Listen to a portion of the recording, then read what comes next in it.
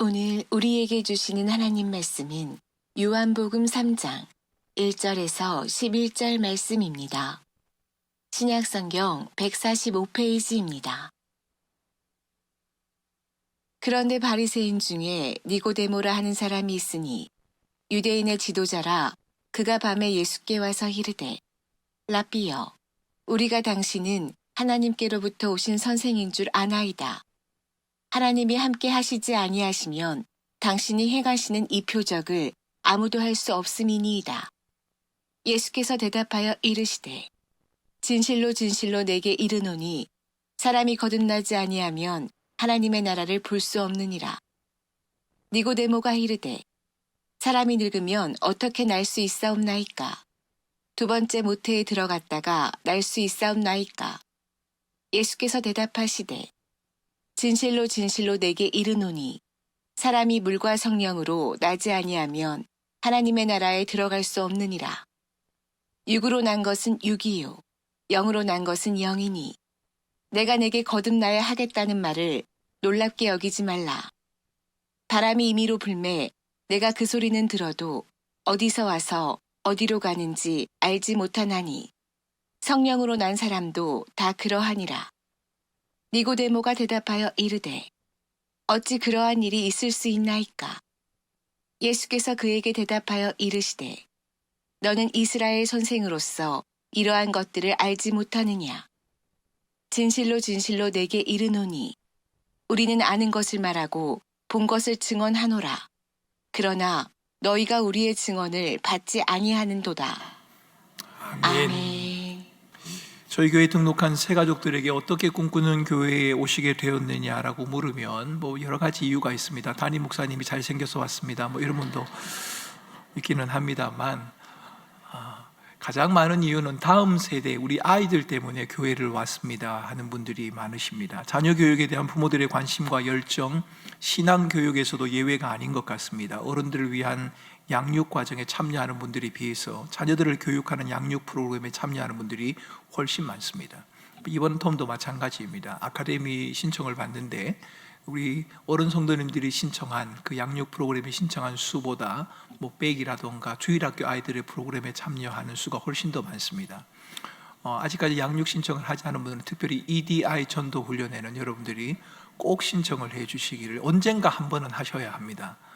제가 전화를 드려서 꼭 하셔야 됩니다는 전화를 받으시기 전에 얼른 신청을 해 주시면 참 좋겠습니다만, 다음 세대를 세워가는 일의 중요성 아무리 강조해도 지나치지 않을 겁니다. 저는 다음 세대의 중요성을 세대의 통합이라는 말로 표현하고 싶습니다. 세대 통합이라는 말은 제가 지어낸 말은 아니고요, 요즘 목회의 트렌드입니다. 추세입니다. 모든 교회가 세대의 통합을 추구합니다. 그런데 그보다 근본적인 이유, 제가 세대 통합이라고 하는 단어를 좋아하는 근본적인 이유는 성경이 세대의 통합과 어우러짐을 말하고 있기 때문에 그렇습니다. 태중의 아이로부터 연로하신 어르신까지 함께 어우러지는 교회, 여러분 그것이 성경에서 말하는 참된 교회의 모습입니다. 저는 이 모습이 성경이 말하는 하나님 나라의 모습이라고 확신합니다. 아이들만 모이는 것이 아니라 아이들과 어른들이 함께 어우러지는 그 모습 말입니다. 물리적인 예배 장소에서의 어울림만을 말하지는 않을 겁니다. 예배도 함께 드려야겠지요. 하지만 말씀과 기도, 교회가 섬기는 선교, 봉사도 함께 할 수 있으면 좋겠습니다. 토요일날 저희 교회가 도시락 봉사를 하고 있습니다. 섬김사역위원회에서 도시락 봉사를 하고 있는데요, 여러분 토요일 그 시간에 우리 아이들과 함께 나와서 긴 시간 아니니까요, 한두 시간, 1시간 정도면 충분히 가능한 시간인데 아이들이 손을 잡고 와서 그 도시락을 필요로 하는 가정에 한번 옮겨 배달해 주는 것, 여러분 참 의미 있지 않겠습니까? 그 모습을 바라보면서 아이들이 다른 사람을 섬기는 것은 이런 것이구나 배우지 않겠습니까? 다문화를 위한 드리밍 센터를 이제 운영을 하게 될 것입니다. 여러분 그 사역도 마찬가지입니다. 방학 중에 진행되는 단기 선교도 그렇고요, 비전 트립도 그렇습니다. 부모와 자녀들이 함께 그 사역에 참여를 할 수 있으면 좋겠다는 생각이 듭니다. 어르신과 아이들이 함께 참여하는 모습을 기대합니다. 금요철야도 마찬가지입니다. 금요철야 시간에 우리 아이들이 저희 교회는 참 많이 나오는 편입니다만 부모님들도 함께 나와서 함께 찬양하고 함께 말씀을 듣고 서로를 위해 함께 기도하는 모습 너무 좋지 않습니까? 세대 통합을 이루기 위해서 우리가 시도해 볼 수 있는 일들이 많이 있을 겁니다만 그 중에 가장 중요한 것이 무엇이냐라고 제게 질문을 한다면 저는 그리스도는 말씀의 통합이다, 이렇게 말씀드리고 싶습니다.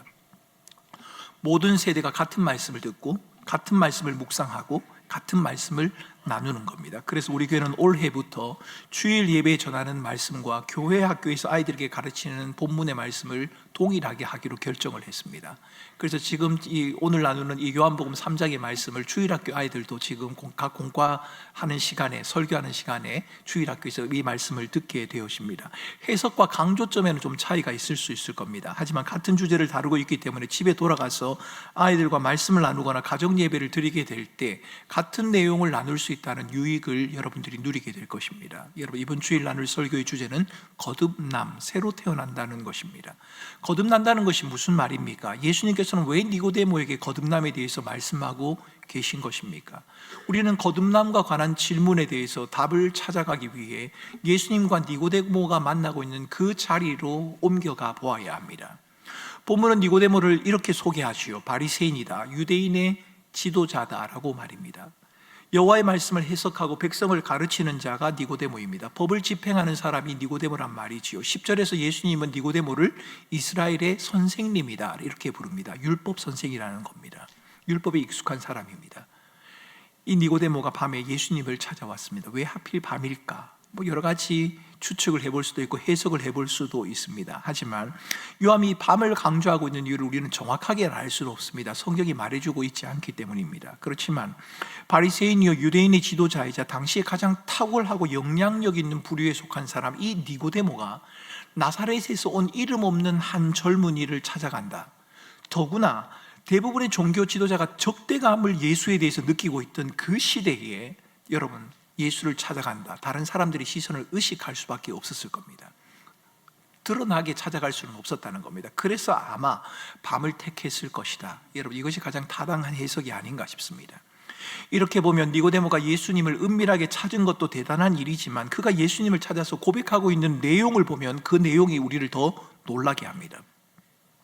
니고데모가 예수님이 행하신 표적을, 아니 예수님의 지위와 능력을 인정하고 있기 때문에 그렇습니다.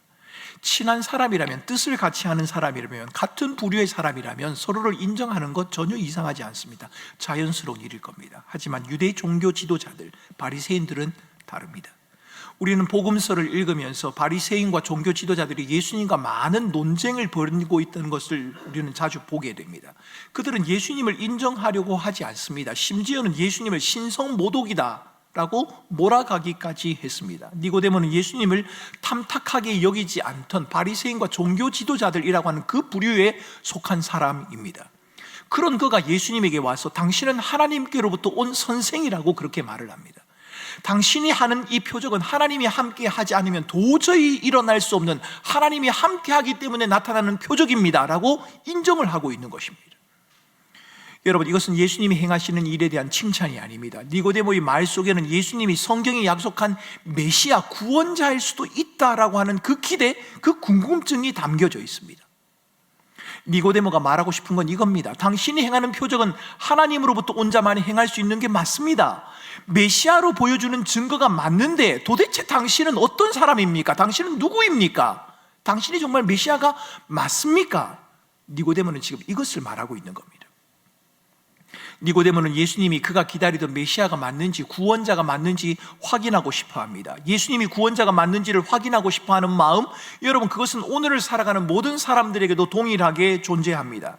사람들은 예수를 믿을 만한 존재인가 묻습니다. 성경에 기록된 수많은 기적과 예수님이 행하신 일을 보면 그 일이 사실이라면 예수님이 그 일을 내게도 이루어질 수 있을까? 그런 의문을 가집니다.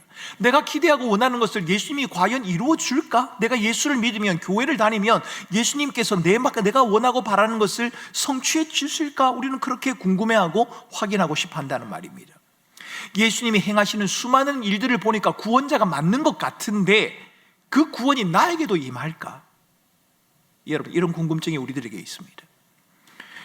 니고데모의 고백과 정황을 고려하면 예수님은 이렇게 대답해야 합니다. 그래, 내가 맞아, 내가 메시아가 맞아, 이렇게 대답하거나, 야, 그렇게 많은 표적을 보면서도 아직도 내가 메시아인 것을 몰라? 이렇게 말을 해야 문맥상 맞을 것 같습니다.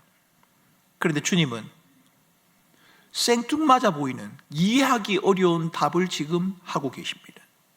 사람이 거듭나지 않으면 하나님 나라를 볼 수 없다. 표적을 보니 당신은 정말 하나님이 보낸 사람이 맞는 것 같고 메시아인 것 같은데 당신이 도대체 누굽니까? 라고 하는 질문에, 그 말에 예수님께서는 사람이 거듭나지 않으면 하나님 나라를 볼 수 없다는 말로 화답을 합니다. 거듭난다는 건 다시 태어난다는 말이지 않습니까? 오랫동안 메시아를 기다려왔던 예수님을 찾아와 혹시 당신이 메시아인지를 궁금해하는 니고데모에게 다시 태어나지 않으면 하나님 나라를 볼 수 없다고 말씀하신 이 말씀의 의미, 그것이 무엇입니까? 이 말씀이 도대체 무슨 뜻입니까? 우리는 여기서 유대인들이 마음에 그리고 있었던 메시아 구원자에 대한 모습을 짚고 넘어가 볼 필요가 있습니다. 왜냐하면 니고데모가 마음에 기대하며 바랐던, 기다렸던 그 메시아 구원자의 모습이 바로 유대인들이 기다렸던 메시아의 모습이기 때문에 그렇습니다. 유대인의 전통에서 따르면 메시아는 유대인들에게 자유와 해방을 가져다 줄 사람입니다. 로마로부터 이스라엘을 자유하게 하고 물리적인 예루살렘을 회복해서 하나님의 통치와 다스림을 다시 한번 경험하게 할 사람, 그분이 바로 유대인들이 기다리던 메시아란 말입니다. 그러니까 니고데모는 예수가 유대인들에게 자유와 해방을 주실 메시아가 맞는지 그걸 확인하고 싶었고, 예수는 그렇게 생각하는 니고데모를 향해서 하나님 나라는 거듭나야 한다라고 답을 하는 것입니다. 엉뚱해 보이는 예수님의 대답은 전혀 엉뚱한 것이 아닙니다. 예수님의 말씀은 니고데모의 전곡을 찌르는 말씀이었습니다. 예수님은 니고데모가 생각하고 있는 메시아 하나님 나라, 여러분 이 생각들을 지금 바르게 교정해 주고 싶어 하시는 겁니다. 니고데모의 종교적인 배경과 관심에서 볼 때 예수님의 말씀은 충격이 아닐 수 없었습니다. 대단히 종교적입니다. 진실한 열심을 가지고 있습니다. 그들은 하나님 나라에 들어갈 수 있다는 확신이 있었습니다. 메시아를 통해서 경건한 유대인들에게 하나님 나라가 주어진다는 것, 영광스러운 나라가 회복된다는 것, 그것을 그들은 굳게 믿고 있었습니다. 그런 그들을 향하여, 니고데모를 향해서 예수님은 하나님 나라는 그런 것이 아니다, 너희들이 생각하고 있는 그런 것이 아니라 하나님 나라는 거듭나야 갈 수 있는 것이다 라고 말씀하고 계시기 때문입니다. 사람들은 구원자인 메시아와 하나님 나라에 대한 저마다의 생각을 가지고 있습니다. 여러분도 그럴 겁니다. 하나님 나라라고 하면 여러분들의 머릿속에 떠오르는 하나님 나라가 있을 겁니다. 예수님이 나의 구원자다라고 말할 때 그 구원자의 의미가 여러분들에게도 각기 다른 생각을 가져오게 할 것입니다. 예수님의 제자들도 그랬습니다. 제자들은 공생애 동안 예수님으로부터 가르침을 받았습니다. 하나님 나라가 어떤 것인지, 구원자가 누구인지, 메시아가 어떤 사람인지에 대해서 가르침을 받고 오랫동안 하나님의 말씀을 들어왔습니다. 하지만 사도행전 1장을 보면 그들은 여전히 하나님의 나라를 예루살렘의 회복으로 이해하고 있습니다. 메시아로 인해서 임할 그 하나님의 나라, 이것을 이스라엘의 회복과 번영으로 그들은 굳게 믿고 있었다는 겁니다. 여러분은 우리를 구원할 구원자이신 메시아, 그리고 그 구원자의 오심으로 인해 임할 하나님의 나라에 대해서 어떻게 생각하고 계십니까? 이 질문은 이렇게 바꿔볼 수 있습니다. 여러분에게 예수님은 어떤 분이십니까? 여러분은 예수님이 여러분의 삶에 무언가를 해주시기를 원한다면 그것이 무엇입니까? 어떤 것을 여러분의 삶에 해주기를 원하십니까? 여러분들이 기대하는 예수님, 여러분들이 기대하는 구원자 메시아는 어떤 분이십니까? 니고데모가 예루살렘의 회복과 번영을 기대한 것처럼 예수를 믿으면 이 세상에서의 삶이 여러분의 원함대로 이루어지고 성공과 번영이 주어질 것을 기대한다, 그런 분도 계실 겁니다. 예수님은 그런 분이다. 예수님은 내 소원을 이루어주시고 나를 평탄하게 하시고 나를 성공하게 하시고 나를 번영하게 하시는 분이다. 그렇게 믿는 분들도 아마 이 자리에 계실 겁니다. 고생 끝 행복 시작을 위해서 예수님을 믿는다, 그런 분도 계실 거란 말입니다. 예수를 믿으면 내 삶이 좀 나아질 것 같아서, 힘들고 어려운 게 좀 나아지고 멈추어질 것 같아서 예수를 믿는 그런 분도 계시지 않겠습니까? 예수로 인해 마음의 안정과 평안을 기대하는 분들도 계십니다. 요즘 현대인들이 교회를 찾고 예수를 믿는 가장 큰 이유 중에 하나가 이거랍니다. 예수를 믿으면, 교회를 다니면 좀 마음이 편안하니까요. 여러분이 삶의 필요를 위해서 예수님에게 기대하고 바라는 것 옳지 않다거나 필요하지 않다, 그렇게 말씀드리는 것은 아닙니다. 우리에게 마음의 안정이 필요합니다. 우리의 원함이 이루어지는 것도 필요하고 우리의 필요가 채워지는 것도 필요합니다. 하지만 우리가 기대하고 바라는 바가 곧 예수가 나의 구원자요 메시아라는 이 증거가 된다, 그렇게는 말할 수 없습니다. 여러분, 예수 그리스도가 나의 구주라는 증거가 과연 재물이나 건강이나 성공이나 번영이다, 그렇게 말할 수 있습니까? 예수를 믿어서 내가 성공하면 예수가 나의 구원자가 맞고 내가 실패하면 예수가 나의 구원자가 아니다, 우리가 그렇게 말할 수 있느냐는 겁니다. 니고데모는 거듭나지 않으면 하나님 나라를 볼 수 없다는 주님의 말씀을 이해할 수 없었습니다. 아브라함의 혈통으로 이미 태어났습니다. 유대인으로 태어났습니다. 그래서 하나님의 나라는 당연히 나의 것이다라고 굳게 믿고 있는 니고데모에게 예수님은 그렇게 말씀하신 겁니다. 다시 태어나야 한다.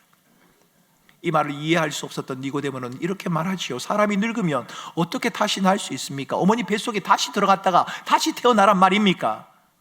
여러분, 니고데모가 알고 경험한 출생은 어머니 뱃속에서 나오는 것뿐입니다. 그렇기 때문에 이렇게 질문하는 것은 전혀 엉뚱한 것도 아니고 잘못된 것도 아닙니다. 몰라서 정말 궁금해서 그렇게 질문했을 수도 있을 겁니다. 하지만 본문의 정황을 살펴보면 어떻게 다시 태어날 수 있느냐라고 하는 니고데모의 질문은 거듭남의 의미를 정말 알고 싶어서, 정말 거듭난다는 게 뭐지?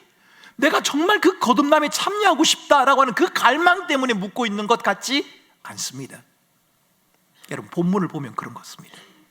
니고데모는 거듭남을 통해 하나님 나라를 경험하고 싶어서, 어떻게 거듭날 수 있는지를, 그 방법을 지금 알고 싶어서 묻고 있는 것이 아닙니다.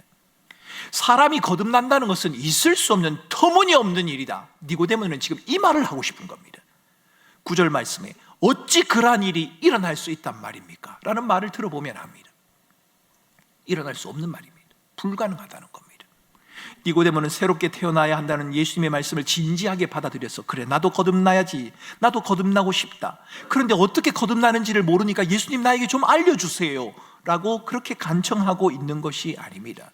니고데모는 예수님에게 거듭난다고요, 다시 태어난다고요, 그것은 가능하지도 않고 있을 수도 없는 일입니다. 너무 비현실적이고 불가능한 일입니다 라고 말하고 있는 것입니다. 구약의 전통을 따라서 이미 할례를 받은 사람 아닙니까? 율법을 지키고 배워왔던 사람이 아닙니까? 당연히 하나님 나라는 우리의 것이다 라고 믿고 있는 니고데모에게 주님의 말씀은 허무맹랑하게 들릴 뿐입니다. 그러나 주님은 황당해하는, 그리고 자신의 종교적인 전통을 따라서 하나님의 나라를 이해하려고 하는 니고데모를 향한 지적을 멈추지 않으십니다. 5절에서 다시 말합니다. 내가 분명히 말해두지만 누구든지 물과 성령으로 다시 나지 아니하면 하나님 나라에 들어갈 수 없다. 다시 태어나지 아니하면, 거듭나지 않으면 하나님 나라를 볼 수 없다고 말씀하신 주님께서 이번에는 내가 분명히 말하지만 누구든지 물과 성령으로 다시 나지 않으면 하나님 나라에 들어갈 수 없다고 말씀하십니다. 예수님은 니고데모가 믿고 기대해온 하나님 나라, 그 메시아, 그것은 예수님이 말씀하시고자 하는 메시아, 하나님 나라와는 같지 않다는 것을 강조하고 계십니다.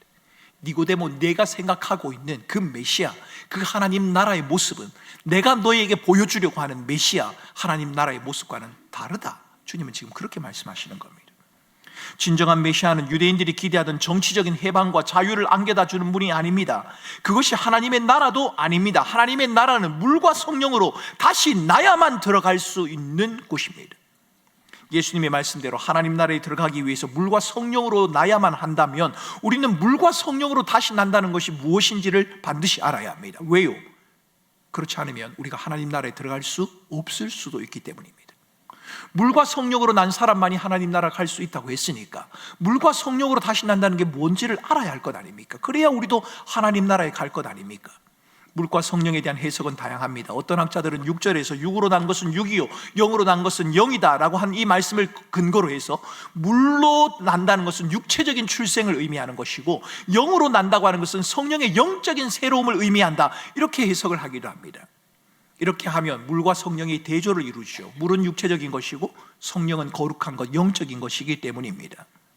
아니, 이 반대로 물과 성령을 대조되는 것이 아니라 성령을 의미하는 반복적인 표현이다, 이렇게 해석하는 분도 있습니다. 왜냐하면 성경을 읽다 보면 성령을 물에 우리를 깨끗하게 하는 물에 표현하는 성경 구절이 나올 때가 있거든요. 그래서 물과 성령이라는 말은 물과 성령을 구분하는 것이 아니라 성령을 강조하기 위해서 물이라고 하는 다른 표현을 등장시키고 있는 것이다. 그러니까 둘 다 성령이라는 겁니다. 물을 회개나 세례의 의미로 해석하는 경우도 있습니다. 우리를 정결케 하는 말씀이다, 이렇게 해석하기도 합니다. 여러분, 물을 세례의 의미로 해석할 수도 있습니다. 하지만 하나님 나라에 들어가기 위한 필수 조건이나 예식으로 세례를 말한다고 생각한다면 그것은 잘못입니다. 여러분, 세례만 받으면 하나님 나라 갈 수 있습니까? 믿음이 없어도 말입니다.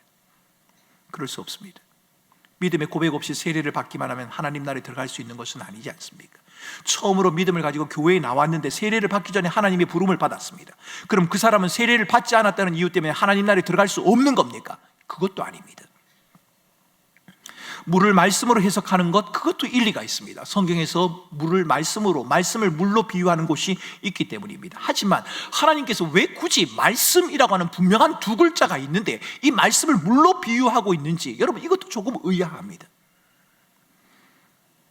그런데 여러분, 물로 나는 것과 성령으로 나누는 것을 구분하는 것은 잘못된 것입니다. 왜냐하면 헬라어를 읽어보면 이 물과 성령이 한꺼번에 등장하고 있기 때문입니다. 하나의 전치사 안에 물과 성령이 동시에 등장하고 있다는 말입니다. 물로 나는 것과 성령으로 나는 것이 구분되는 것이 아니라 물과 성령으로 난다. 물과 성령은 서로 다른 두 가지의 출생이 아니라 동일한 한 가지의 출생으로 성경이 기록되고 있습니다. 물과 성령으로 다시 태어난다는 것에 대한 각각의 해석 모두가 다 일리가 있습니다. 다 장단점이 있습니다. 그 중에 제 마음에 기울어지는 그런 해석도 있기는 합니다. 하지만 모든 해석이 가지는 한계점이 있습니다. 그런데 여러분, 분명한 것은 예수님께서 니고데모가 이해하고 있던 하나님 나라와는 다른 모습의 하나님 나라에 대해서 말씀하고 계신다는 겁니다. 니고데모가 이해하고 있는 하나님의 나라와 예수님이 말씀하시는 하나님의 나라, 그 메시아가 좀 다르다는 겁니다. 이것은 분명합니다. 그리고 또 한 가지 분명한 것이 있습니다. 거듭나야 합니다. 반드시 거듭나야 합니다. 3절에 거듭난다는 말과 5절에 물과 성령으로 난다는 말은 서로 다른 의미를 지닌 상이한 표현이 아니라 같은 의미를 지닌 병행 구절입니다. 똑같은, 여러분 읽어보시면 알지만 3절과 5절은 똑같은 형태로 되어 있습니다. 모양이 똑같습니다. 단, 다시 태어난다는 것과 물과 성령으로 난다는 다른 표현을 쓰고 있을 뿐이죠. 같은 의미를 지닌 병행 구절입니다. 그렇다면 거듭난다 혹은 물과 성령으로 난다는 것은 무엇을 의미합니까? 예수님이 무엇을 말씀하시려고 지금 이것을 말씀하시는 겁니까? 우리는 본문 속에서 예수님의 표현이 뭘 의미하는지를 알아보는데 열쇠가 되는, 힌트가 되는 부분을 찾을 수 있습니다. 그것은 9절과 10절로 내려가 보면 예수님이 니고데모에게 답변을 하는데 니고데모가 그 말이 무슨 말인지를 못 알아듣습니다. 물과 성령에 대해서 새로 난다는 것에 대해서 예수님이 계속 말을 하는데 니고데모가 그게 무슨 말입니까? 알아들을 수 없습니다 라고 그렇게 말을 합니다. 그러자 예수님께서 니고데모를 꾸짖습니다. 네가 이스라엘의 선생이 아니냐, 그런데 그 말을 못 알아듣느냐라고 책망하는 장면이 등장합니다. 이스라엘의 선생, 율법의 고문이란 말입니다. 오늘날로 말하면 신학교의 최고의 교수라는 직함입니다. 그가 반드시 알아야 할 것이 무엇입니까? 여러분, 구약의 율법일 겁니다. 구약의 모든 성경입니다. 특별히 구약 성경 가운데서 언급하고 있는 물과 성령에 대한 내용을 두고 주님은 지금 말씀하고 계신 겁니다. 이야, 구약 성경에 보면 물과 성령에 대한 부분이 분명히 언급되어 있지 않느냐, 내가 지금 그것을 말하고 있는데 너는 그것을 왜 못 알아듣고 있느냐라고 말씀하신다는 겁니다. 구약의 몇몇 구절이 물과 성령에 대해서 말하고 있습니다. 그런데 그 중에 가장 눈에 띄는 본문이 있는데 그것은 바로 에스겔 36장 25절 이하 27절의 말씀입니다. 에스겔 36장 25절에서 27절을 읽어보면 에스겔 36장에서 메시아의 출현으로 구원자가 오심으로 우리에게 주어지는 새로운 시대를 약속하고 계십니다. 구원자가 오면 너희들에게 새로운 시대가 열릴 것이다. 그것은 하나님께서 자기 백성과 새로운 언약을 세우는 시대라고 말씀을 하십니다. 하나님이 아브라함과 약속을 하셨죠. 언약을 세우셨습니다. 모세와도 언약을 세우셨습니다. 다윗과도 언약을 세우셨습니다. 그리고 이제 에스겔 시대에 새로운 언약을 주시면서 이 언약이 이루어질 때가 있다라고 우리에게 말씀하시는 겁니다. 그런데 그 언약의 내용에 보면 중요한 두 가지의 내용이 나옵니다. 한 가지는 너희의 마음에 맑은 물을 뿌리겠다는 것과 또 한 가지는 나의 영을 너희에게 부어주겠다는 겁니다. 물과 성령이 이 에스겔 36장에 등장하고 있습니다. 마음에 물이 뿌려져서 자기 백성들의 마음이 깨끗하게 되는 것, 새로운 생명이 주어지는 것, 그리고 그 새로운 생명을 입은 자가 살아갈 수 있는 능력을 의미하는 변화의 사건, 그것이 바로 물과 성령으로 거듭나는 것, 새로 태어나는 것이라고 지금 말하고 있는 것입니다. 니고데모가 율법 선생으로서 마땅히 알아야 할 에스겔서의 말씀에 비춰볼 때 물과 성령으로 거듭난다는 것은 하나님이 주시는 그 약속과 관련이 되어져 있습니다. 그리고 이 에스겔서의 말씀에 비춰볼 때 물과 성령으로 거듭난다는 말은 우리에게 새로운 생명이 주어진다, 그리고 우리에게 새로운 능력이 부어진다라고 하는 두 가지 의미를 지니고 있습니다. 우리가 새로운 생명이 된다, 우리가 새로운 힘과 능력을 얻는다라고 하는 그 말입니다. 새로운 생명을 지닌다라고 하는 말, 이것은 다른 말로 바꾸면 새로운 정체성을 지닌다, 이렇게 말해볼 수 있습니다. 여러분, 니고데모를 한번 생각해 보십시오. 니고데모의 정체성이 무엇입니까? 니고데모는 율법에 익숙한 사람입니다. 니고데모는 바리새인입니다. 종교적인 사람입니다. 사람의 존경을 받는 사람입니다. 이 땅에 임할 하나님의 나라를 바라보면서 성실하게 살아가는 사람입니다. 예루살렘의 회복을 기대하면서 메시아를 고대하며 기다렸던 사람입니다. 이것이 모두가 다 니고데모가 누구인지를 보여주는 니고데모의 정체성입니다. 그런데 여러분, 그 정체성으로는, 그 니고데모의 모습으로는 충분하지 않습니다. 그 모습을 가지고는 하나님 나라에 들어갈 수 없습니다. 예수님은 우리에게 물과 성령으로 다시 태어나는 정체성의 변화가 있어야 한다고 말합니다. 우리가 새로운 사람으로 변화해야 한다는 겁니다. 우리에게 새로운 은혜와 능력이 필요하다고 주님은 지금 말씀하고 계신 겁니다. 예수님은 13절 이하에서 새로운 이 정체성이 무엇인지에 대해서 우리에게 말씀하고 계십니다. 여러분, 13절 이하를 읽어보면 이스라엘 백성들이 광야에서 죽을 지경이 되었습니다. 뱀에 물려서. 그때 만들어진 놋뱀을 쳐다보면 살 것이다 라고 하는 놋뱀 사건이 13절 이하에 기록되고 있습니다. 그리고 여러분들이 잘 아는 16절 말씀에 하나님이 세상을 이처럼 사랑하사 독생자를 주셨으니 누구든지 그를 믿으면 이라고 하는 본문이 등장하고 있다는 말입니다. 광야 놋뱀 사건과 하나님이 우리를 사랑하셔서 독생자를 주셨다는 이 두 가지 사건이 동시에 등장하고 있습니다. 이것을 통해 발견할 수 있는 우리의 정체성이 무엇입니까? 놋뱀을 바라보아야 하는 이스라엘 백성들의 모습을 통해서 발견할 수 있는 우리의 정체성 말입니다.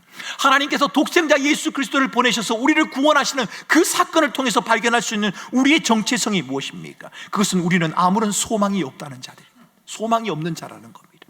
우리는 하나님을 떠난 철저한 무능한 죄인이라는 사실입니다. 그런 우리에게 하나님께서 구원을 베풀어 주셨고 우리에게 은혜가 주어졌다는 것, 요한복음 1장 12절의 말씀을 따르면 우리가 하나님의 자녀가 되었다고 하는 것, 그것이 바로 성경이 우리에게 말해주는 새롭게 변화되어지는 정체성이라는 말입니다. 그렇습니다. 우리는 종교적인 열심과 열정을 앞세워서 천국에 갈 수 있는 사람이 아닙니다. 신앙의 전통을 지닌 유대인 출신, 유대인 가문에서 났다는 그것을 가지고 우리가 천국에 갈 수 있는 것도 아닙니다. 우리의 신분과 지위와 열심과 열정을 내세워서 유대인 출신 종교 지도자라는 경건한 바리새인이라고 하는 그 명함을 내가지고 하나님의 나라에 갈 수 있는 것이 아니라는 말입니다. 목사도 아닙니다. 장로도 아닙니다. 집사도 권사도 아닙니다. 직분을 가지고 천국에 갈 수 있는 것이 아니라는 말입니다. 만약 우리가 그렇게 생각한다면, 내가 목사이기 때문에, 내가 직분자이기 때문에, 내가 오랫동안 신앙생활을 해왔기 때문에, 내가 신앙에 열심히 있기 때문에, 신앙의 전통을 가지고 있기 때문에 하나님 나라에 넉넉히 들어갈 수 있다고 생각한다면 니고데모처럼 그것은 종교적인 자만심이요, 자기 기만입니다. 그것으로는 안 됩니다. 주님이 지금 안 된다고 말씀하시는 겁니다. 우리는 광야에서 들린 놋뱀처럼 십자가에 달리사 우리의 마음을 새롭게 하시고 새로운 생명을 주시는 예수 그리스도, 그분을 통해서만 하나님의 나라에 들어갈 수 있습니다. 그러니까 거듭남은 자기의 종교적인 열심과 열정을 앞세워서 이 땅에 누리게 될 축복과 성공과 번영을 추구하는 것, 그것을 말하는 것이 아니라 죄로 인한 인간의 절망적인 상태, 예수 그리스도 그분만이 우리의 주가 되시고 그 앞에 내세울 것이 아무것도 없다는 것을 인정하는 것에서부터 시작되어지는 것입니다. 예수님은 가장 종교적인 인물 바리새인이요 율법학자이며 유대 지도자인 니고데모를 앞세우고 계시지 않습니까? 그를 앞세우시면서 너희가 아무리 종교적이라고 할지라도, 너희가 아무리 열심과 열정을 지닌 자라고 할지라도, 할례를 받고 율법의 전통을 따라 태어난 사람이라고 할지라도 너희들은 하나님 나라 갈 수 없다고 말하는 겁니다. 그리스도로 말미암아 우리에게 주어진 새로운 생명이 없으면, 주님만을 바라보고 의지함으로 그 안에서 인생의 의미와 목적을 발견하고 예수 그리스도만이 내 삶의 전부요 나의 주인이십니다 라고 하는 그 진지한 고백이 없다면 너희는 하나님 나라에 들어갈 수 없다고 말씀하시는 겁니다. 물과 성령으로 거듭난다는 말은 우리 정체성의 변화를 의미합니다. 우리가 새로운 사람이 되는 것을 의미합니다. 우리의 죄인됨을 알고 우리를 새롭게 하신 하나님의 은혜 앞에 우리 자신들을 내려놓는 그것을 통해서 우리의 정체성이 변화되어진단 말입니다. 물과 성령으로 거듭난다는 말은 우리 정체성의 변화와 함께 우리에게 새로운 능력이 주어진다는 것을 의미합니다. 물과 성령으로 새롭게 태어난다는 것은 니고데모처럼 그리스도께서 행하신 많은 이적과 놀라운 일들에 감탄하면서 그 일이 내 삶에도 이루어지기를 기대하는 것, 여러분 그것을 의미하지 않습니다. 여러분, 그리스도인의 능력이 무엇입니까? 어떤 사람이 능력 있는 그리스도인입니까? 그리스도인의 능력과 능력 있는 그리스도인은 자기가 원하고 기대하고 바라는 것들이 기도하면 마음대로 이루어지는 그것을 가지고 성경은 능력이라고 말하지 않습니다. 성경이 말하는 능력이 무엇입니까? 그것은 내 마음의 새로운 영, 내 안에, 내 삶과 내 내면에 성령께서 찾아오셔서 우리를 변화시키는, 고집스럽고 자기중심적이고 편협적인 우리의 본성을 변화시키시는 하나님의 기적적인 변화, 그것을 성경은 능력이라고 말한단 말입니다. 어떤 사람이 능력 있는 사람입니까? 자기를 변화시키는 사람이 능력 있는 사람입니다. 그리스도 예수 앞에 날마다 자기를 십자가에 못 박으며 자기를 부인하고 성령의 은혜와 도우심을 구하면서 나는 연약한 자요, 나는 부족한 자입니다, 주님이 없이는 살 수 없습니다 고백하며 날마다 자신의 내면의 변화를 도모하고 수고하고 애쓰고 몸부림치는 자, 그 자가 바로 강한 자란 말입니다. 오늘 본문은 새롭게 태어난 자가 천국에 들어간다는 말과 천국을 본다는 말을 같이 사용하고 있습니다. 너희들은 천국을 본다, 새롭게 태어나면 천국을 본다고 말하고, 물과 성령으로 난 자는 천국에 들어간다라고 그렇게 말합니다. 천국을 본다는 것과 천국을 들어간다는 것이 같이 사용되고 있습니다. 천국을 본다는 말, 여러분, 이것은 눈으로 본다는 것을 의미하지 않습니다. 천국을 본다는 말은 그 나라에 참여해서 영원한 생명을 누린다라고 하는 뜻을 지니고 있습니다. 참여와 누림, 이것은 단회적인 것이 아니라 반복적으로 이루어지는 계속되는 과정입니다. 한 번만 누리면 끝나는 게 아닙니다. 계속적으로 누리는 것을 이야기하죠. 니고데모는 예수님이 행하시는 표적을 보았습니다. 하지만 구원자이신 예수님과 하나님의 나라를 보지도 못했고 경험하지도 못했습니다. 여러분, 저는 우리 교우 가운데 그런 불행한 삶을 살아가는 분들이 없었으면 좋겠습니다. 매주 나와서 예배를 드리고 주의 이름을 부르고 찬송을 하는데 그 속에 담겨진 하나님 나라의 주인이신 예수 그리스도를 보지 못하는, 하나님의 나라의 의와 평강과 희락을 맛보지 못하는 그런 비극이 여러분들에게 일어나지 않았으면 좋겠습니다. 하나님 나라는 종교적인 행위나 지식, 신분으로 누리고 경험할 수 있는 것도 아니고 종교적인 지식에 가둘 수 있는 것도 아닙니다. 하나님 나라는 거듭난 자, 물과 성령으로 거듭난 자만이 경험하며 누릴 수 있는 새로운 삶의 영역입니다. 우리에게 새로운 삶을 누리며 살아갈 만한 능력이 있기 때문이 아니라 하나님 나라의 주인 되신 주께서 친히 우리의 힘과 능력이 되시기 때문에 여러분, 우리가 그 새로운 삶을 살아갈 수 있는 겁니다. 진실로 믿는 사람은 거듭납니다. 거듭난 사람은 진실로 믿습니다. 여러분, 이건 존 파이프 목사님이 한 말입니다. 진실로 믿는 사람은 거듭납니다. 거듭난 사람은 진실로 믿습니다. 여러분, 이 말은 맞는 말입니다. 하나님께서 우리에게 믿음을 주셔서 예수 그리스도를 나의 주로 인정하고 고백하는 사람, 그 사람은 거듭난 사람이 맞습니다. 성령이 아니고는 예수를 주라 시인할 자가 없다고 말하지 않습니까? 동시에 거듭난 사람이라면 예수 그리스도를 내 삶의 주인으로 인정하고 고백하는 삶을 살아가는 것이 마땅합니다.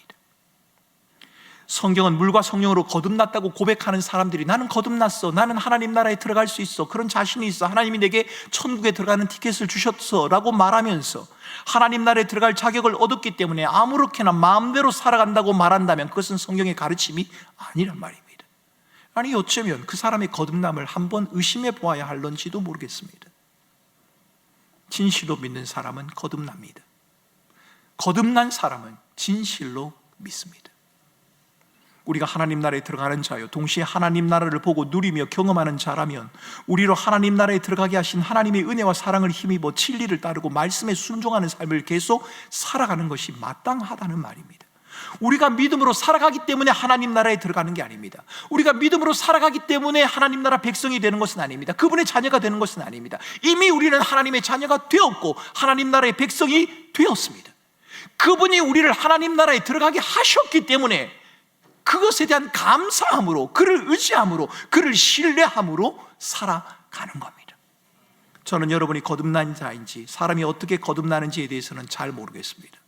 만약 우리 교우들이 제게 찾아와서 우리 식구 중에 누가 예수를 믿지 않는데 그 사람을 좀 거듭나게 해달라, 저는 그렇게 할 만한 능력이 없습니다. 그럴 방법도 저는 가지고 있지 않습니다. 우리 주님께서는 8절 말씀에 거듭나는 것은 바람이 임의로 부는 것과 같다라고 말씀하지 않으셨습니까? 바람이 불면 소리가 들리긴 하는데 어디서 와서 어디로 가는지는 모른다. 이것이 바로 성령으로 난 사람, 거듭난 사람, 새롭게 태어난 사람과 같다, 그렇게 말씀을 하십니다. 어떤 분은 언제인지를 정확하게 말할 수 있을 정도로 구체적인 체험을 가진 분도 계실 겁니다. 그날, 몇 날, 며칠, 몇 시쯤 하나님이 내게 찾아오셔서 강하게 역사하셔서 나로 하여금 회심하게 하시고 눈물을 쏟게 하시고, 여러분 이런 체험을 가진 분도 계실 겁니다. 그런데 그렇지 않는 분도 계실 겁니다. 난 그런 거 없는데, 그런 분도 계실 겁니다. 예배 혹은 찬양 중에, 아니면 혹은 인생의 고난과 역경 중에 주님을 만났다고 고백하는 그런 분들도 계실 겁니다. 나도 모르게 찬양을 하는데 눈물이 쏟아지고, 나도 모르게 기도하는데 하나님이 내 마음을 만지셔서 내가 죄인이라는 것을 알게 하시고 고백하게 하시고 예수를 믿게 하셨다. 그런 분도 계실 겁니다. 그런데 어떤 분은 예수 믿는 가정에 태어나 어릴 때부터 자연스럽게 예수의 주되심을 배웠다고, 나는 그런 극적인 경험이 없다고, 그런 날짜와 시간도 내게는 없다고, 그렇게 말씀하시는 분도 계실 겁니다. 나타난 현상이나 각자의 경험 모두 다 다를 수 있습니다. 그러나 분명한 것은 거듭나지 않으면, 예수가 아니면 하나님 나라에 들어갈 수 없습니다. 우리가 사는 것이 전부가 아니라 하나님 나라가 있습니다. 여러분, 이 말이 독선처럼 들리십니까?